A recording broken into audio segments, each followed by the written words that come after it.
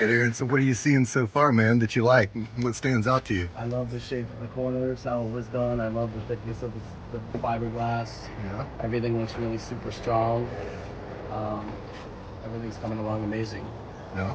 What about the angles on the wooden parts that kind of the decorative areas? Those are basically redone. Yeah. Yeah. All right. Symmetrical, looks good. Follows the same lines of the boat. Right. Right. What about the added space on the deck? I love that. Yeah. I like the added space on the deck. I like that the deck now goes over the railing, so the water continues to flow off over the railing, so it doesn't flow. The water doesn't flow down onto the deck below. Yeah.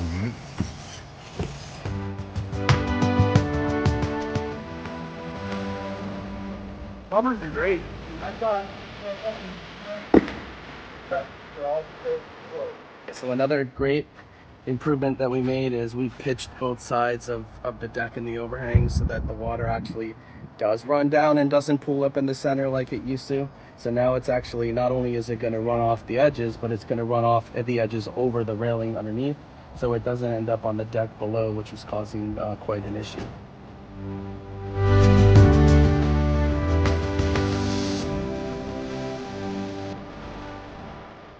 Couple more big improvements that we've made was we basically coated all the edges with fiberglass and resin so that there's no water intrusion inside any of the hatches. We also went along the whole seam of all of the seams actually of the bow deck and built them up with both extra wood and lots of resin, lots of layers of fiberglass, so that there's really no possible way of water intrusion. So that was really amazing improvements that we made along the way.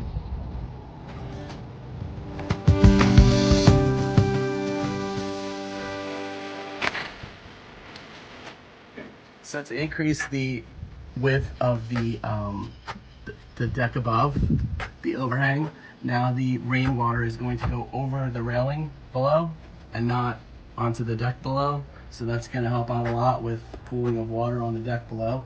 I love the increase of the width of the decks. Now we can actually use the increase of the width of the deck above to possibly put a dinghy. And you know, it's nice to have the wide deck for entertainment purposes up above as well.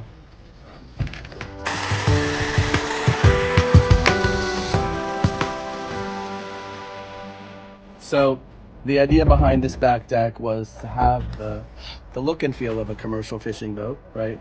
The space to be able to fish off the back, possibly putting a fighting chair here or a couple of fighting chairs straddled over there.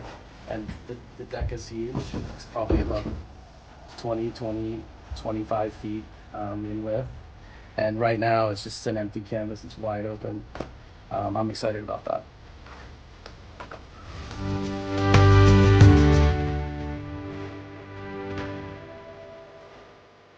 Okay, so here's some ideas for the kitchen. I know we talked about having something basic for now. Basically just building out a basic kitchen, coming around here, putting the sink where it was before, coming out here, that's where the cooktop is going to be, and the bar sink. We'll come around here and we'll basically keep the same angles of the kitchen. And then we're going to have the kitchen area will basically be from here to this door, and then we'll have the kitchen area, so it'll be a kitchen room, and then we'll have the burden room, living room, and then we'll have family room, living room over here. So those are the ideas for now. Keeping I think we should go for somewhat of a basic kitchen for now that we can grow in over time. Have some cabinet boxes and some countertops roughed in so that we'll at least have an idea of where we can grow it from there.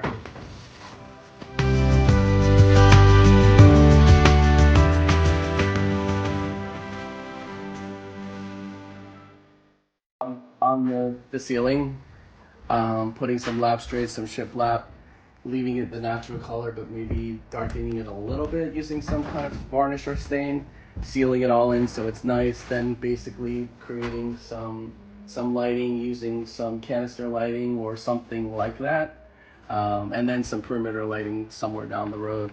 And then going into the staterooms, We have wiring that Jim's left for lighting here. We have lighting that we can change out here. We have plans to basically take down this wall and add another bulkhead like we did over there with a lot of extra support, so that we create the whole center of the whole center of the boat will now be all supported by this bulkhead, and then basically we beefed up both sides of the boat by adding a lot more support. So now we have a lot of support to hold that heavy wheelhouse up above.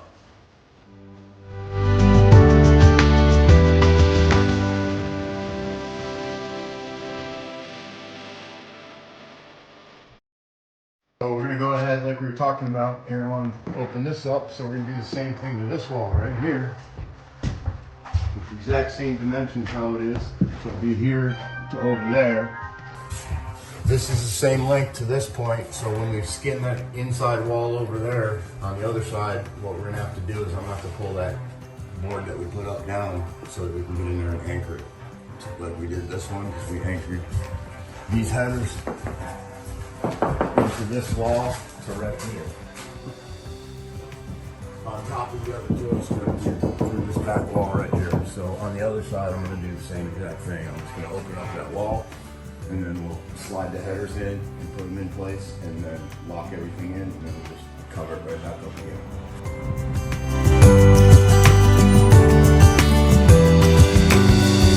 Like when we discussed the fan things, we should get some updated ones maybe. Yeah.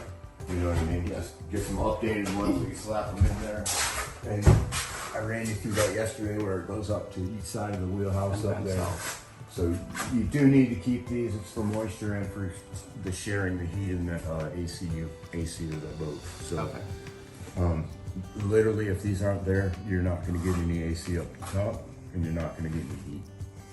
Heat's gonna go quicker because it rises. This with the fan on, it's gonna pull it up and bring it up there. Makes sense. Unless you want to put a window unit up there. That's the roof unit. The roof unit comes through vents.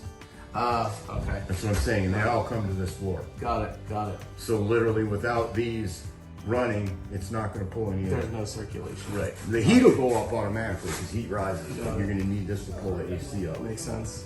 Unless you want to add another little unit up top or split unit. Mini split, yeah. Yeah. And then you can have them up there too. Got it. But those are good because that keeps the moisture down in the whole boat. I mean, these are important, and I don't know if you know, but there's other ones too, but they're not fanned. These are also vents that go up through the boat. There's one on the other side identical, so that's the same thing, same concept. Just We'll put a nicer vent grate on it. well, this is where the heat comes out. That's a separate thing there. So it's gonna dump heat here and out through here. Nice.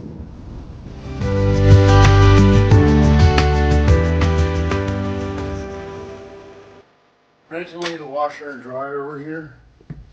So we've got a 30 amp plug here, just a regular 115. So we're putting the washer and dryer in the old shower, which we're turning into a closet, you know, like the laundry room. We've got the old dryer vent right here, which is fine.